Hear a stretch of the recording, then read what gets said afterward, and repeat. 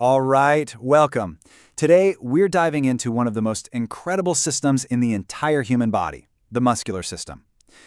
This is the amazing network that takes a simple thought, just an intention in your brain, and turns it into powerful, precise physical action.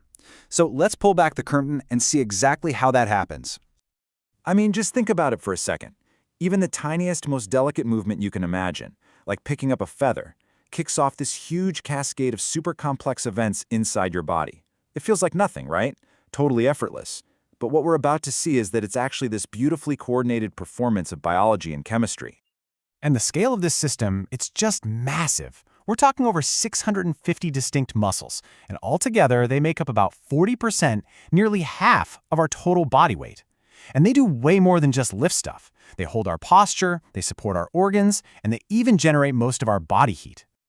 Now, not all muscle is the same. Our bodies have three really specialized types. You've got cardiac muscle, which is only in the heart, and smooth muscle, which lines our organs like the stomach and blood vessels.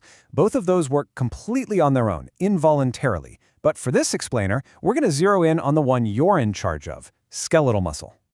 So let's do this. Let's peel back the layers and really see what a skeletal muscle is made of. We're going to zoom way in, starting from what you can see with your own eyes, and go all the way down to the molecular level. Probably the best way to picture a muscle is to think of it like a big, sturdy rope. So let's start with the whole thing. This entire rope is wrapped in a really tough, protective sheath called the epimysium. You can think of it like the outer casing that just holds the whole package together. Okay, so if you could untwist that main rope, you'd find it's actually made of a bunch of smaller cords. These are called fascicles. And what do you know? Each fascicle gets its own wrapping too, a layer called the perimysium, which bundles these smaller cords together nice and tight. And if we unravel one of those fascicles, we finally get down to the individual threads that make up the entire structure. These are the muscle fibers. These are the actual muscle cells. And yep, each one is encased in its own delicate little sheath, the endomysium. This whole bundle within a bundle design is what gives muscle its incredible strength and resilience. So, we've got the structure down, right? Bundles inside of bundles. But what's actually happening inside one of those individual fibers? Well, that's where we find the real engine of movement. You see, muscle fibers aren't your typical everyday cells. For one, they're super long, shaped like cylinders, and they have multiple nuclei to keep up with all the protein they need to make. But the most important thing is that they are absolutely jam-packed with thousands upon thousands of these tiny protein threads called myofibrils. And this brings us to the absolute heart of it all, the fundamental engine of all movement, the sarcomere. Each one of those myofibrils is just a long chain of these tiny contracting units all linked end to end.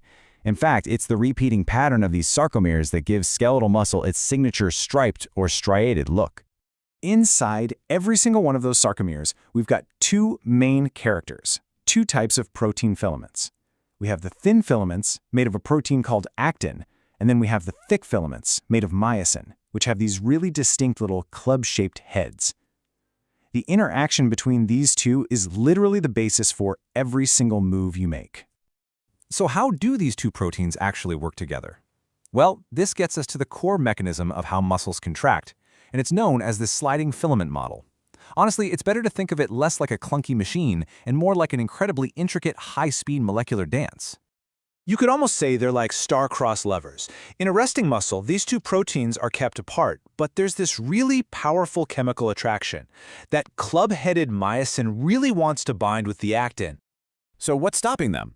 Well, when your muscle is just chilling, the binding sites on the actin are physically blocked by two bodyguard proteins. They're called tropomyosin and troponin, and their whole job is to prevent that myosin from making contact until the exact right moment. So how do we get those bodyguards to move? It all starts with the trigger. First, a signal from a nerve causes a flood of calcium ions into the cell. This calcium is like a key. It binds to that tropolant bodyguard, which then yanks the other protein, tropomyosin, out of the way. Now the binding sites are exposed. The myosin heads instantly grab on, and then they bend in what's called a power stroke, pulling the actin filaments inward. And finally, a tiny energy molecule, ATP, swoops in to release the myosin head, resetting it for the next pull. This cycle just repeats thousands of times a second, causing the entire muscle to shorten. Now here's a super crucial point, and it might actually surprise you.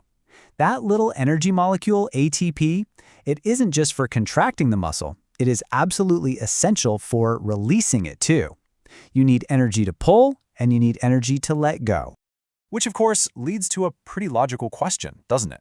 If ATP is what lets the myosin release the actin, what on earth happens when our body can't make any more ATP? Well, the answer is something you probably heard of, rigor mortis. After death, when ATP production stops, there's no energy left to detach those myosin heads. They stay locked onto the actin filaments, leaving the muscles stuck in a contracted, rigid state.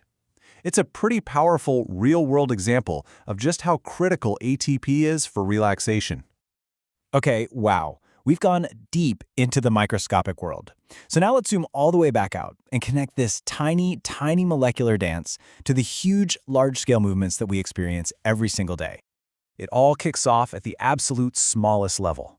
In response to just one nerve impulse, you have billions, literally billions of these sarcomeres all contracting in a perfectly synchronized wave, each one shortening by a microscopic amount. The simultaneous shortening of all these sarcomeres starts to add up, causing thousands of entire muscle fibers, the cells themselves, to all contract together in perfect unison. In the grand total, the cumulative effect of all those fibers shortening is what produces the powerful, smooth, and coordinated muscle contraction that allows you to walk, or run, or smile, or, yes, even lift that single feather. So let's sum it all up. Here's what you should really take away. Every single movement you make is powered by that molecular dance between actin and myosin. This whole process is kicked off by a release of calcium, and it's fueled by a constant supply of ATP. Oh, and as a little bonus, this process generates about 85% of your body's heat. And the incredible result of all this is that all of your strength, every single action, comes from the combined force of billions of these tiny, microscopic contractions happening all at once. And just to leave you with one final thought on the sheer power and endurance of this system, your cardiac muscle, your heart, will perform this incredible dance roughly 3 billion times over an average lifetime. And all of it happens automatically, perfectly, without you ever having to think about it, just keeping you alive. It is a silent, powerful testament to the incredible engineering that's happening inside every one of us every single moment.